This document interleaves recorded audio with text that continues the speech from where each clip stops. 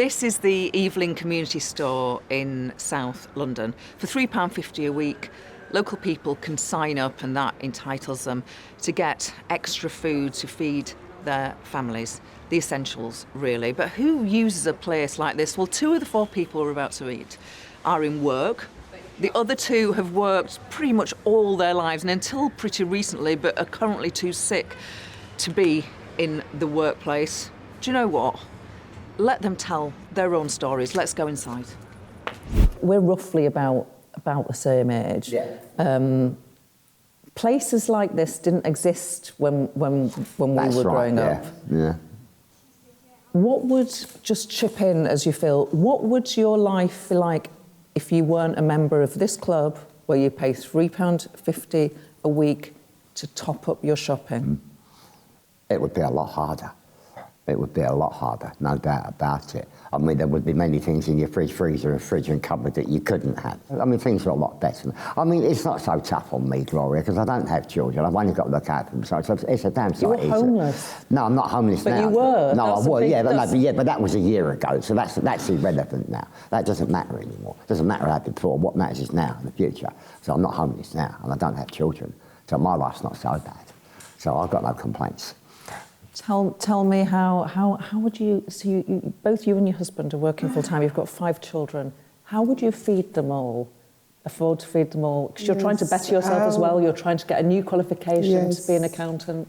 I would say that life would be impossible. Because, I mean, prior to this, I've been in debts. Having to pay back, like times where I had child tax credit, always having to pay back the child tax credit. I mean, I'm still paying back child tax credit because I had a child in nursery at some point, and my husband was off work for 3 years. He lost his job, and during that time, there was so much. I mean, I must say that there were times at the beginning with my family where I was grateful, actually, to be able to buy baby food with a credit card. So those are times where, when you think that being grateful to have a credit card, but to buy food. So it's not like going to buy something luxurious, a nice boot, pair of boots, but just to buy food. And I was grateful for that. Yeah, right. I'm telling you, I can't tell you, I cannot put a value to what it has done. Because not only, at least, it has reduced my food bill a lot, and then we get exposed to things that I personally wouldn't have gone to the shop to buy because I would know that I cannot afford it. I would not go to shop in Waitrose. We have things from Waitrose sometimes. We have things from Marks and Spencer, you know, which I would not have gone to buy because I know I cannot afford that.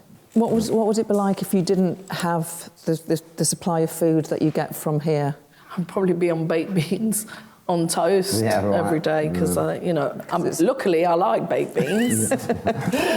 Some brands more than others, but I mean... But not every night, No, exactly, no. Yeah, of course, this is it. Yeah, right, Yeah, it would be tough without the supplies for you, so... Even though I work part-time here, it helps top up my shopping as well because I find out I'm spending less in Tesco's now than I was spending before. Things are so expensive.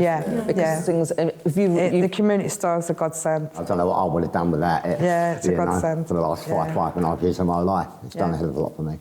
Yeah, we get to eat the fruits and vegetables that we probably couldn't afford. So, you know, it's cost of food, going to the supermarket, putting the heating on.